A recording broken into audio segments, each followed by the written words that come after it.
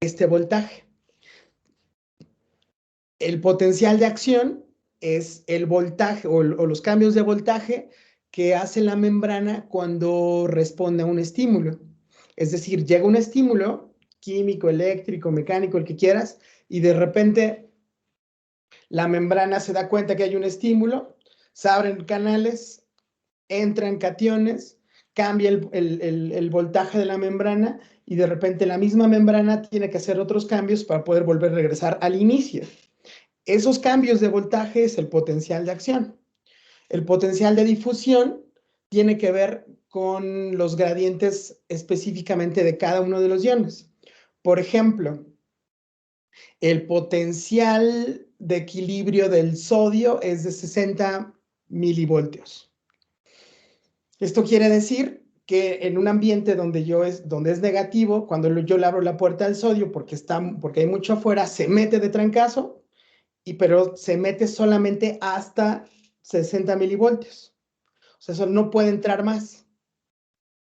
El del potasio es de menos 90, 95, que es decir, solamente pueden salir poquitos potasios porque las cargas negativas no permiten que se vacíe la célula de potasios. Entonces necesitan es decir, ese potencial de equilibrio sería como el voltaje máximo que puede obtener el gradiente de concentración de un ion en específico. Hay gradientes para el calcio, para el potasio, para el sodio, etcétera, etcétera, etcétera.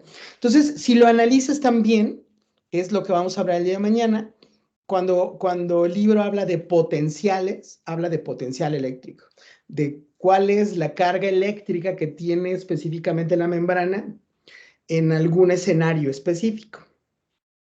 Por ejemplo, la inhibición mediada por alteraciones del potencial de membrana en reposo la hacen neurotransmisores inhibitorios en presencia de receptores GABA.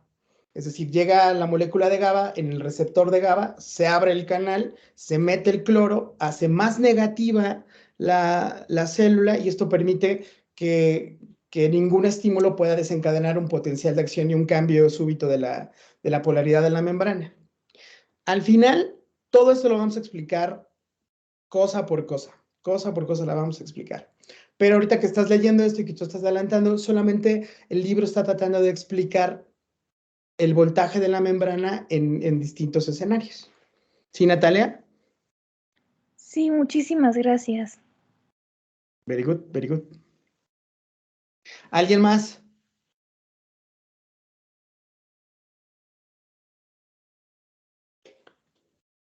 ¿No? ¿Seguros? Yo tengo una duda, doctor. Si la bomba sodio-potasio ATPasa controla el volumen celular, entonces cuando hay edema es porque se ve afectada esta bomba o su función o los canales. De cierta forma puede hacer eso, pero generalmente está asociado más a los cambios en el equilibrio osmótico. ¿Por qué? Por ejemplo, los hepatópatas, los nefrópatas, pierden muchas proteínas. O sea, pierden muchas proteínas. Y si pierden muchas proteínas, entonces las fuerzas de Starling, que son las fuerzas que están regulando que no se fuga agua de los vasos, si no tengo esas proteínas, se van a fugar hacia el intersticio. Entonces, el edema tal cual es una alteración del equilibrio osmótico en los tres compartimentos y generalmente está más asociado no tanto a la disfunción de la bomba sodio-potasio ATPasa, sino a la alteración de las fuerzas de Starling. ¿Sí? Si una bomba sodio-potasio ATPasa deja de funcionar, es mucho más fácil que la célula explote y se muera. ¿Sí? Eso es mucho más probable que suceda. Por eso la célula tiene que hacerle como pueda para poder generar energía y mantener estas bombas funcionando para tratar de regular su volumen. Pero acuérdate que la célula vive en un intersticio y ese intersticio está conectado con el exterior por los vasos. Gracias, doctor. Muy bien. ¿Alguien más? ¿Alguien más? ¿Alguien más?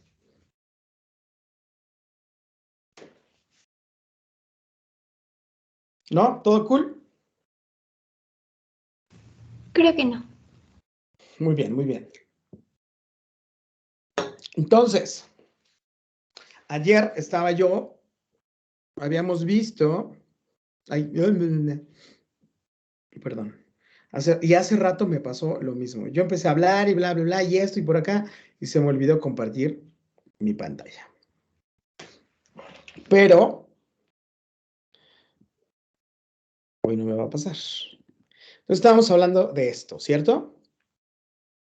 Habíamos hablado del transporte pasivo que utiliza energía cinética, ¿sí? Y que hay dos tipos principalmente, la difusión simple y la difusión facilitada. La difusión simple tiene que ver con el transporte de moléculas que no tienen carga y que son muy pequeñas y que pueden atravesar fácilmente la membrana celular sin necesidad de proteínas de transporte.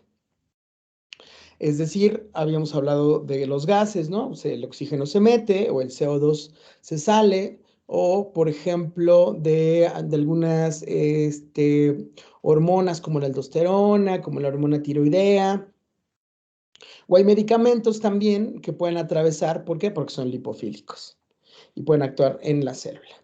Entonces, transporte, esa es la difusión simple. La difusión facilitada necesita forzosamente de estos canales de transporte y utiliza estos canales para poder llevar de un lado a otro de la membrana moléculas generalmente con carga. Entonces, si se dan cuenta, la mayoría de los canales, lo que transportan generalmente son electrolitos. Muy bien. Y que no, entonces, y tengo de dos tipos, mediadas por canal, que es la que acabo de explicar, y hay otra que son mediados por transportador. ¿Sí? ¿Alguien me podría dar un ejemplo del transporte o perdón, de la difusión facilitada mediada por transportador?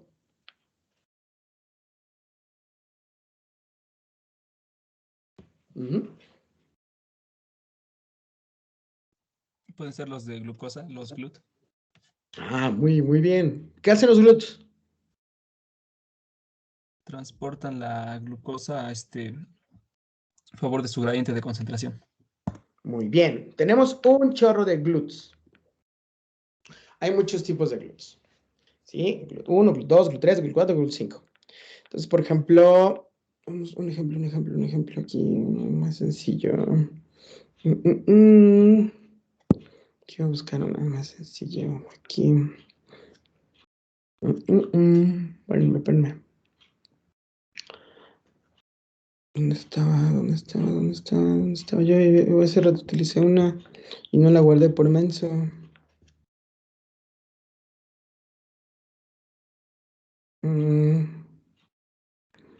Fíjense.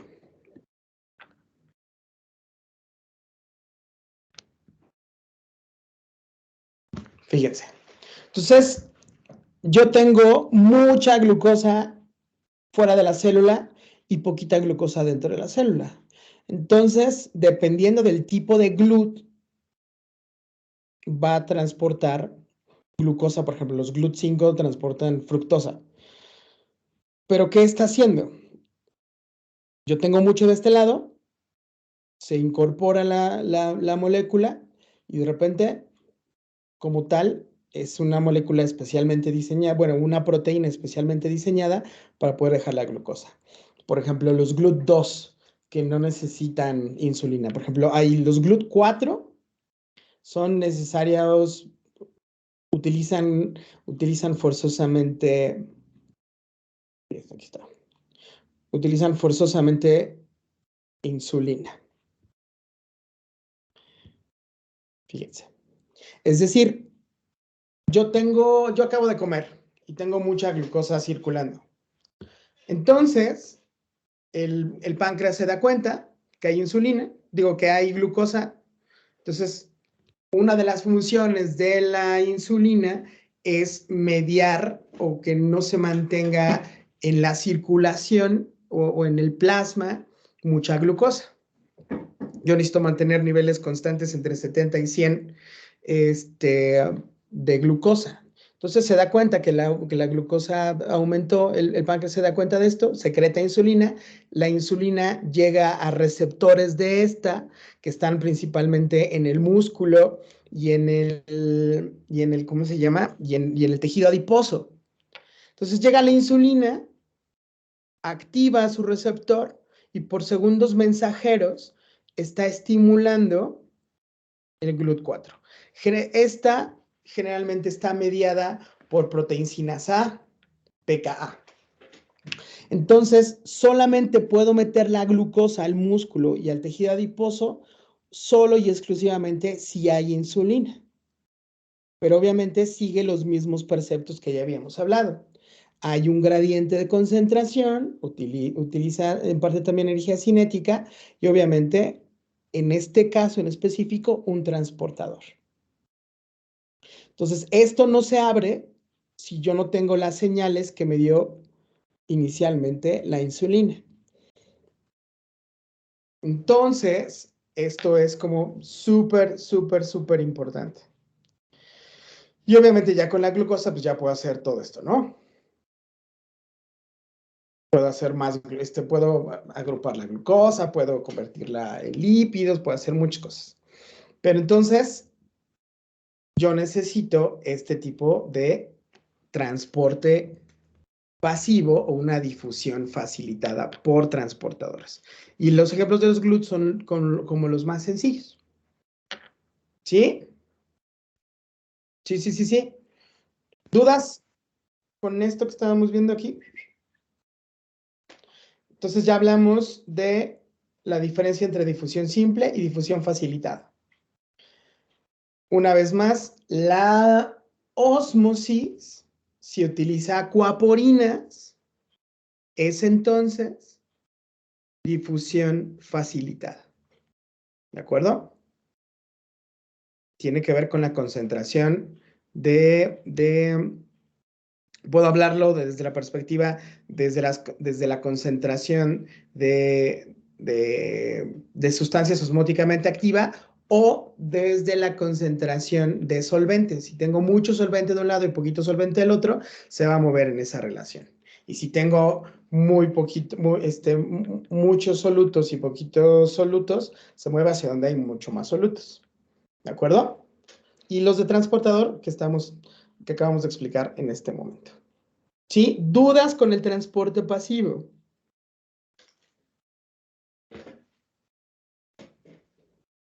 Yo solo una pregunta.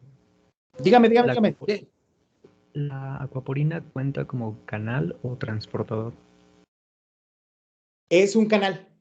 Ok, gracias. Es un canal y hay muchos tipos de acuaporina. Por ejemplo, las acuaporinas tipo 2, que tengo principalmente en el túbulo colector del riñón, se expresan única y exclusivamente si existe presencia de hormona antidiurética.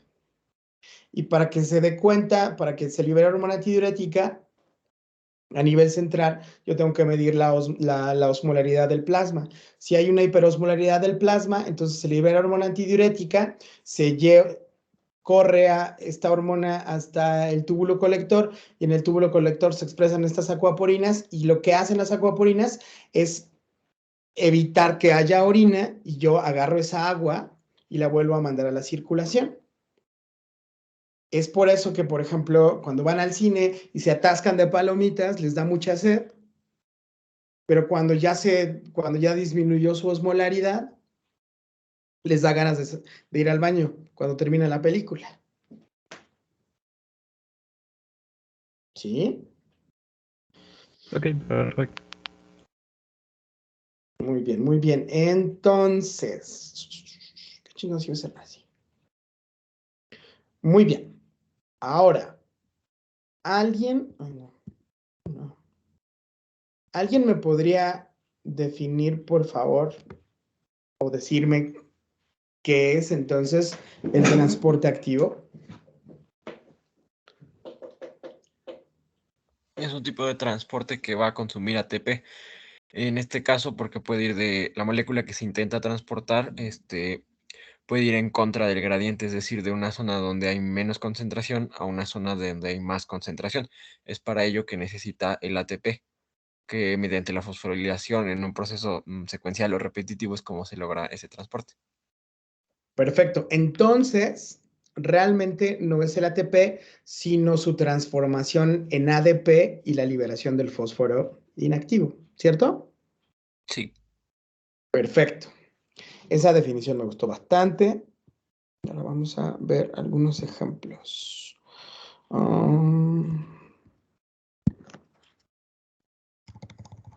Bomba, transporte activo primario. Esta imagen desde el otro lado la estábamos viendo. Entonces, esta está más simplificada del ejemplo que habían puesto en un inicio, donde hay una parte que le caben 3 y otra parte donde le caben 2. Pero al final, esta es la explicación. Yo tengo mi bomba sodio-potasio ATPasa. La proteína capta el sodio y en el momento que yo hago esta fosforilación, explota el ATP, se convierte en ADP y en un fósforo inorgánico. ¿Y qué pasa? Cambia de posición. Entonces explota, cambia de posición. ¿Ya vieron cómo se voltea de esta posición a esta posición? La cambia. Ya cuando lo cambia, libera el sodio y cuando empieza a cambiar otra vez su conformación, se trae consigo potasios. Entonces, la bomba sodio-potasio ATPasa necesita, obviamente, la integridad de sus componentes y necesita forzosamente ATPasas, que es la ATPasa, que es esta enzima que va a provocar este cambio químico para tener energía química. ¿Sí? ¿Algún otro ejemplo de alguna bomba?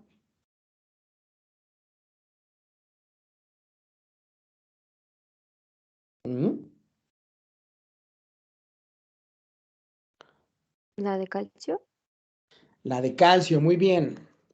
La bomba calcio ATPasa.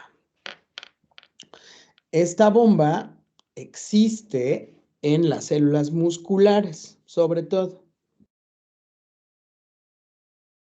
Aquí está el complejo cerca. Entonces, aquí en el spoiler, yo tengo un cambio de la polaridad de la membrana condicionado por un potencial de placa que vamos a ver después. Yo hago un cambio de la polaridad, se da cuenta el retículo sarcoplasmático.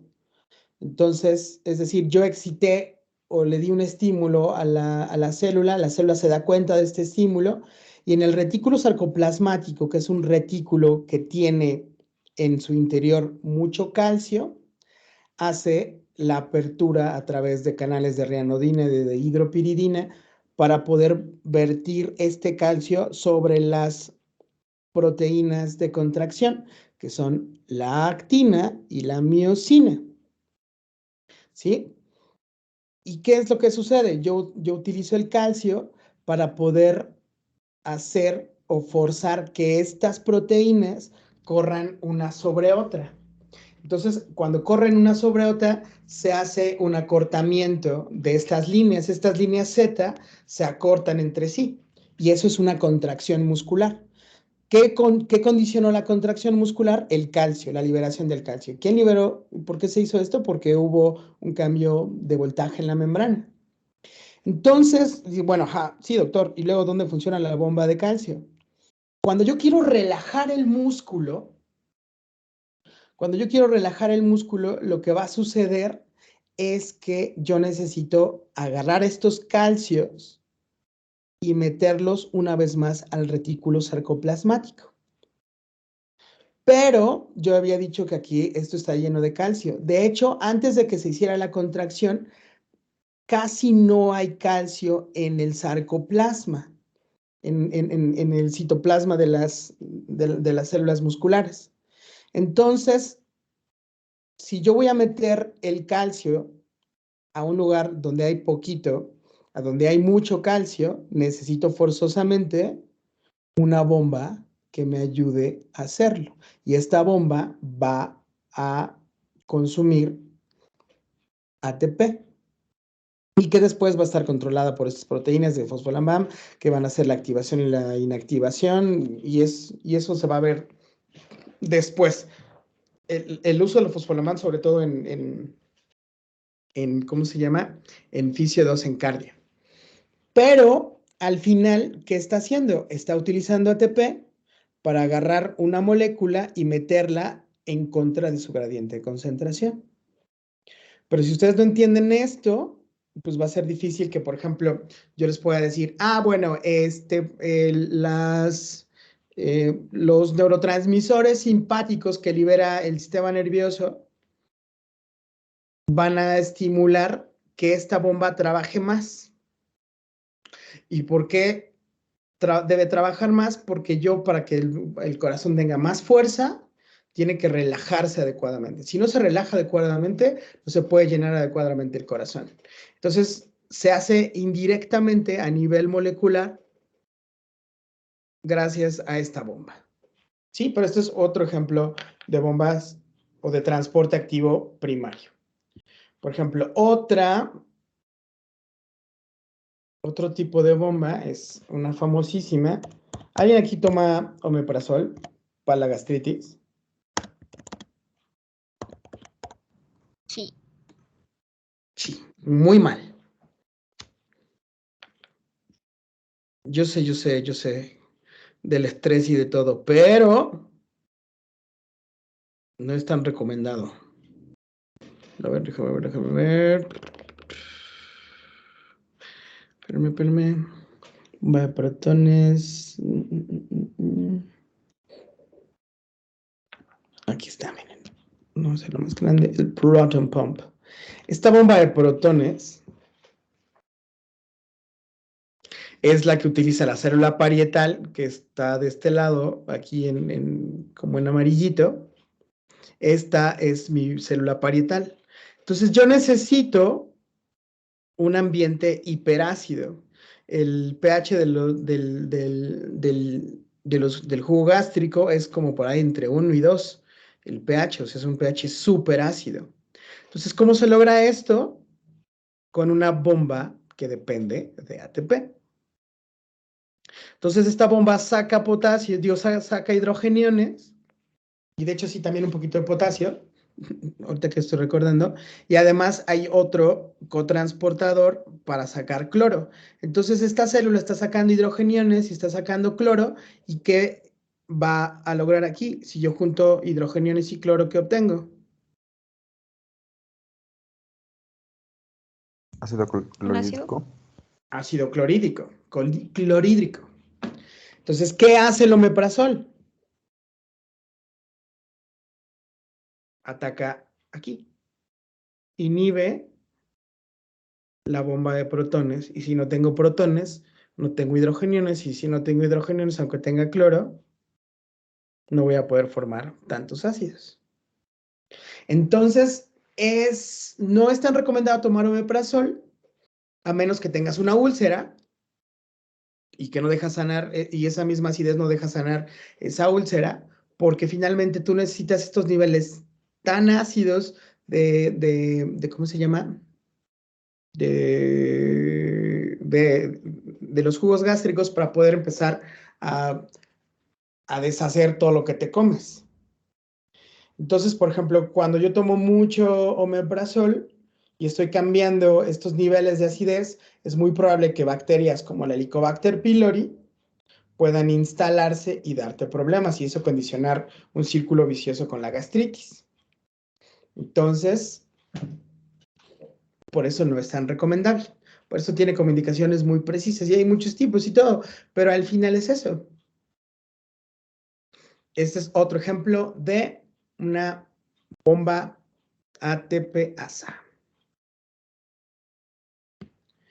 ¿Sí? ¿Dónde está? ¿Qué otro ejemplo?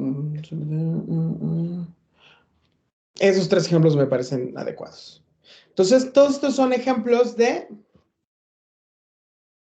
transporte activo primario. Utilizan directamente esa fosforilación del ATP para que explote esa granada y esa energía química pueda hacer estos cambios para llevarlos en contra de su gradiente de concentración. Muy bien. Entonces, ¿qué será? ¿Dónde estaba aquí? Ajá.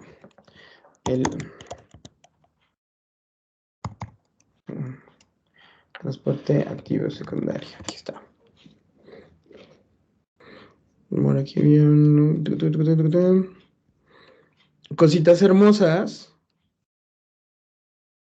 ¿Qué será entonces el transporte activo secundario? El primario es este que está en verde, ya lo explicamos, la bomba sodio-potasio TPasa y, por ejemplo, esta bomba de calcio.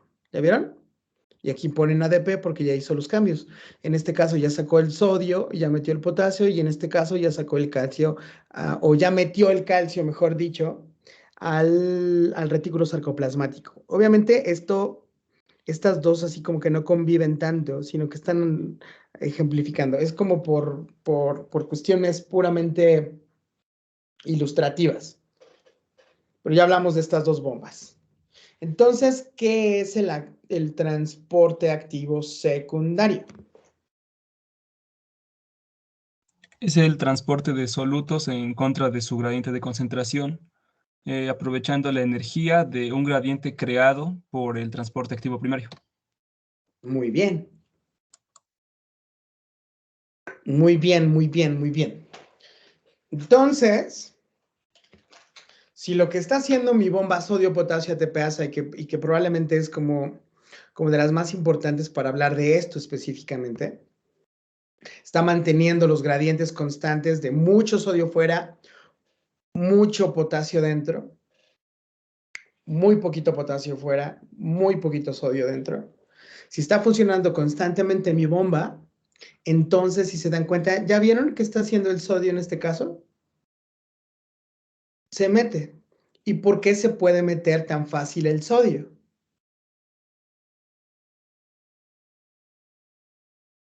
Por el gradiente. Por el gradiente, ¿no? Y eso es lo que hemos estado hablando estos 2 días. Si yo tengo un gradiente, entonces es más fácil de que donde hay mucho, donde hay poco, se meta. Pero entonces va a haber dos tipos principales de transporte activo secundario. Uno que se llama sin porte, donde yo estoy metiendo en el mismo sentido 2 o más moléculas. O antiporte, que cuando se mete una, sale la otra. Entonces, antiporte o contraporte significa que cuando va a haber transporte de moléculas en sentidos contrarios, contraporte o antiporte. Y el sinporte o cotransporte es cuando van en el mismo sentido. ¿Sí? Y ahorita vamos a hablar de estas para que no se saquen de pedo. Por ejemplo, uno súper sencillo. El SGLT. Y esto ya lo tenía aquí. ¿Alguien sabe para qué necesito el SGLT o dónde está?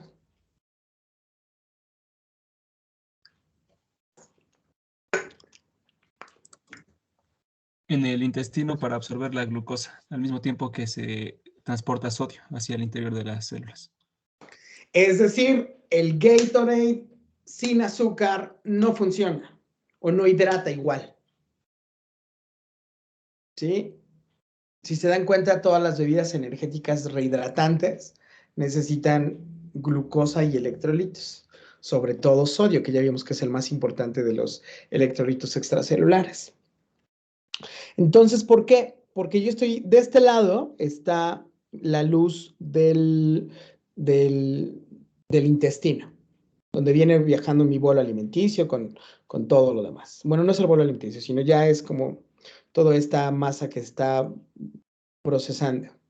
Entonces, aquí en el borde en cepillo, del enterocito van a vivir mis SGLTs. Acuérdense, se llaman SGLTs porque es sodio glucosa transporter.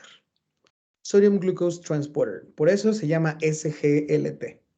Entonces, este SGLT solamente va a meter la glucosa si hay sodio. Si no están los dos juntos, pues no funciona.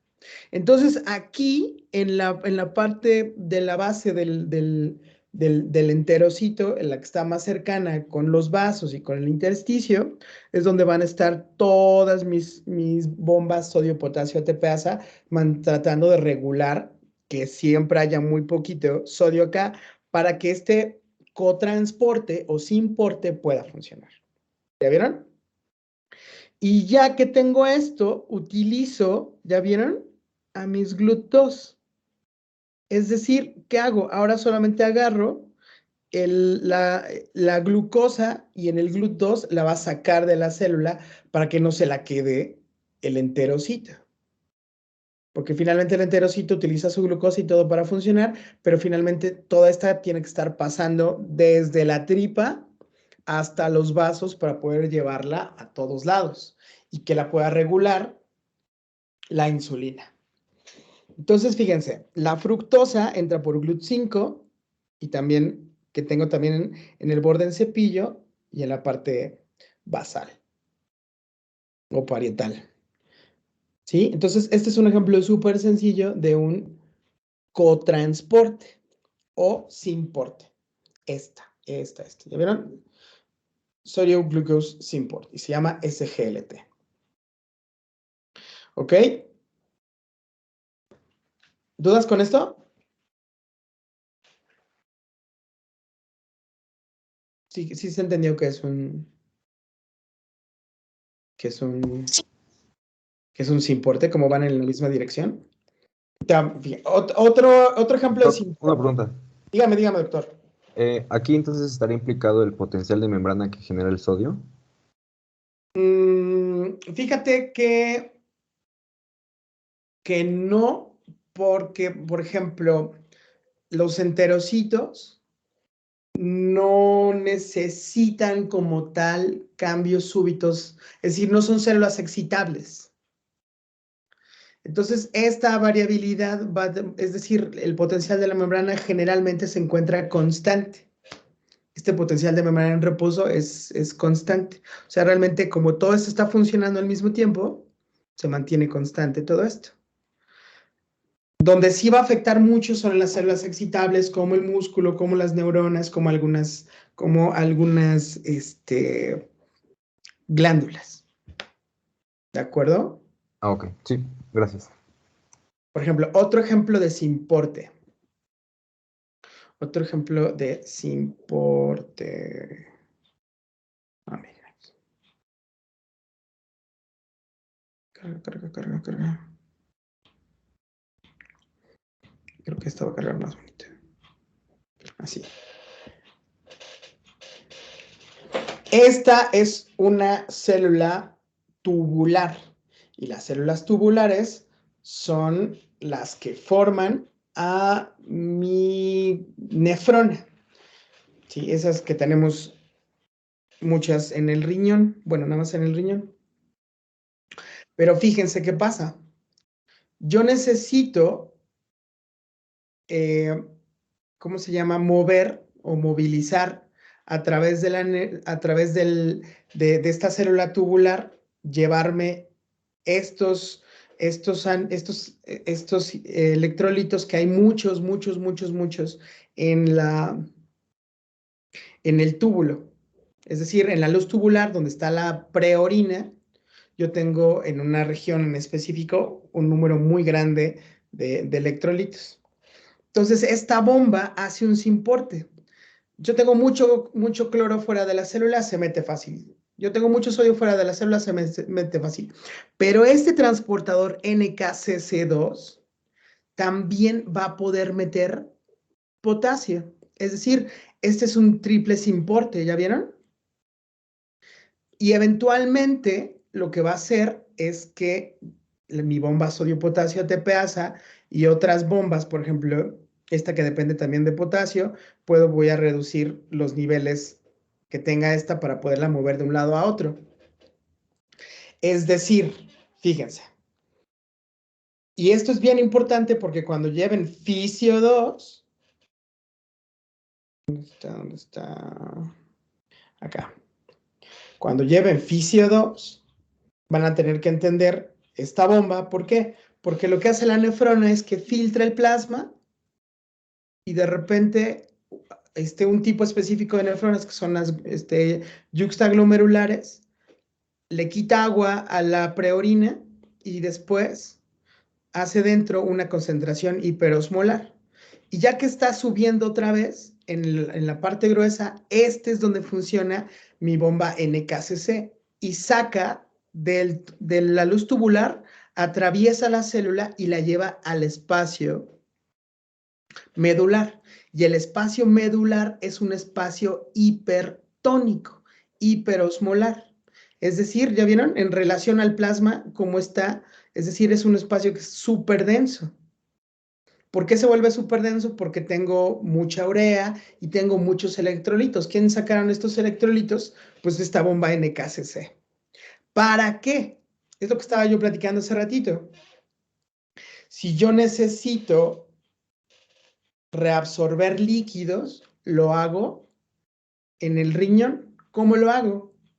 Cuando ya formé en el resto de las nefronas preorina, si yo me deshago de esta agua, pues me puedo secar.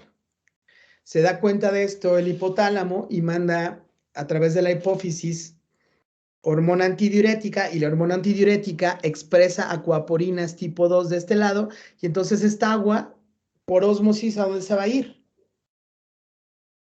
De dentro hacia afuera, se va a chupar el agua, y aquí hay unos vasos que vuelven a meter a la circulación esta agua y yo la vuelvo a recircular.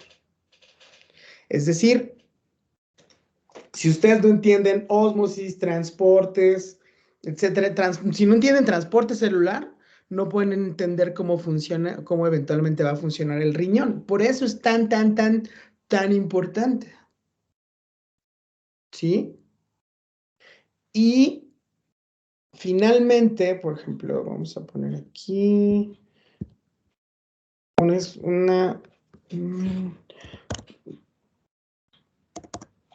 antiporte calcio, sodio-calcio. Súper sencillo. Estas también las tengo en el corazón. Están en la membrana. Y lo que está haciendo el corazón para regular que yo tenga los niveles adecuados de calcio para la contracción es que yo regulo con la bomba sodio-potasio, calcio ATPasa que tengo en el retículo sarcoplásmico, y también utilizo contratransportes a nivel de la membrana. Pero este es un transporte activo secundario. ¿Por qué?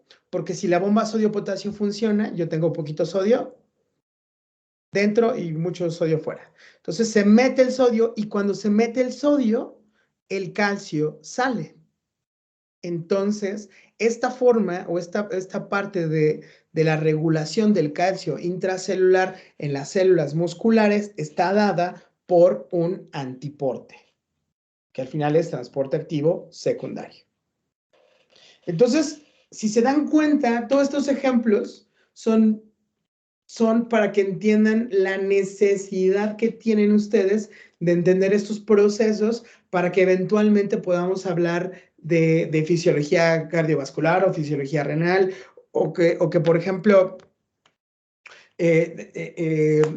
hay muchos medicamentos que intervienen, por ejemplo, en la bomba sodio-potasio ATPasa, ¿no? Por ejemplo, hay medicamentos que se dan en la falla cardíaca, que intervienen con la bomba sodio-potasio ATPasa, y esta a su vez hace que el trabajo del corazón se enlentezca, y ese enlentecimiento va a reforzar la fuerza de contracción, que son, por ejemplo, la digoxina y todas estas. O, por ejemplo, que si yo tengo un paciente que es hipertiroideo y que de repente maneja temperaturas de más de 37, 38 grados, ¿es por qué? Porque la hormona tiroidea indirectamente está aumentando la producción de ATP, que va a condicionar también que las bombas trabajen más rápido, y esa producción de ATP va a condicionar un efecto. Ese aumento de la producción de energía se va a ver reflejado en un aumento de la temperatura de las células, y estos pacientes hacen hipertermias, y es secundario por la acción de la hormona. No es porque estén mal sus bombas sodio-potasio ATPasa, sino el que esté provocando esto. O sea, ¿quién está provocando el problema de base? ¿Sí? Si se dan cuenta, es un pedote. Pero por eso hago tanta insistencia y por eso voy tan despacito, de que ustedes realmente puedan entender bien estos procesos, para que en el momento que se los encuentren en cualquier libro, ustedes puedan decir, ah, claro, es esto y tiene sentido ahora, ¿no? A lo mejor si el libro utiliza diferentes conceptos, o que a lo mejor utilice algún sinónimo de algún concepto, ustedes sepan que están hablando exactamente de lo mismo. ¿Dudas, corazones? ¿Mm? ¿Ya se durmieron? ¿Ya los No, aburrí? yo sí tengo una pregunta. Dígame, doctor. Bueno, se supone que a lo mejor lo entendí mal, pero el transporte activo secundario se desencadena por la energía que suelta el transporte activo primario. ¿Es cierto? Yo lo diría mejor como que se aprovecha del trabajo realizado. Es decir, por ejemplo, a lo mejor no la energía directa que utilizó el ATP de la bomba sodio-potasio ATPasa, pero sí de cómo esta bomba sodio-potasio ATPasa está conservando los gradientes que aprovecha el simportador o el antiportador. O sea, no la energía de la bomba, sino el trabajo final de la bomba. Ok, pero entonces este sería como para equilibrar lo que el transporte activo primario hizo. Yo creo que no para equilibrarlo, sino para aprovecharlo. Porque al final es una máquina tan compleja que, si te das cuenta, está utilizando el trabajo de algunos lugares para beneficiarse, y no también, por ejemplo, sería muchísimo menos económico desperdiciar ATP como en todos estos, ¿no? Y no tener bombas específicas como para uno, sino ya utilicé una bomba, bueno, entonces me aprovecho del trabajo que hace esa bomba para hacer otros procesos de forma paralela. Ah, ok, entonces ya entendí. ¿Sí? Gracias. Nice, nice. Disculpe, doctor, entonces el transporte activo primario se va a basar más que nada en la energía en forma de ATP, y el transporte activo secundario en el gradiente electroquímico. ¿Qué hizo el transporte El activo transporte primario? activo. Ah, ok, gracias. Sí, porque finalmente yo nunca voy a tener transporte activo secundario si no primero hubo un transporte activo primario. No puedo tener un secundario sin un primario previo. Marta. Y por ejemplo, algún transporte activo secundario no puede convertirse en primario, o sea, exclusivamente si pertenece a secundario se queda como secundario, o aprovechar de que en el transporte pasivo se genere este gradiente que hablamos y que de ahí se desencadene. Fíjate que no, porque ahorita los ejemplos que expliqué, alguno de ellos utilizaba la conversión de ATP en ADP.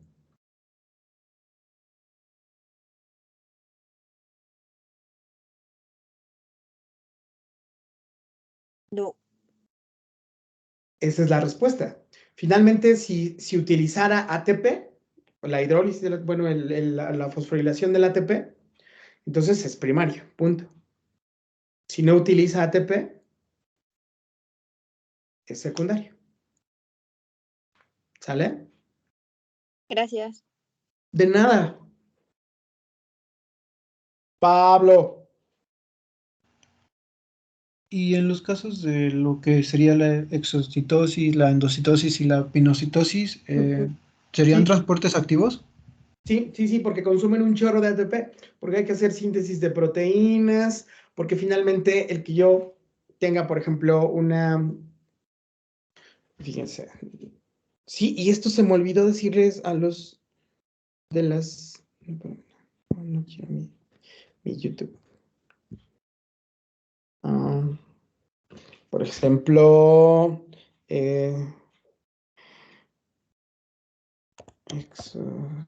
exocitosis y endocitosis. Pero a ver si está uno aquí con... A ver si aquí... Para que yo pueda hacer todo esto,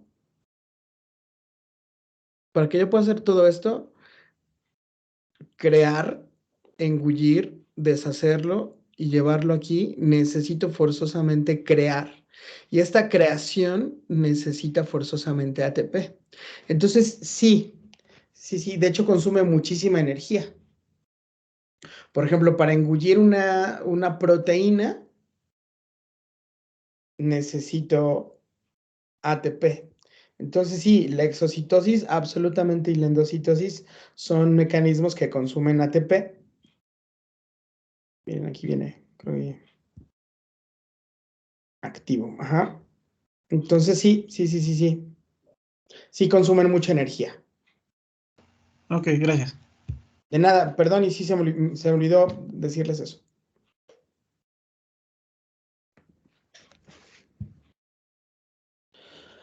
Ok. ¿Alguien más? ¿Alguna otra pregunta?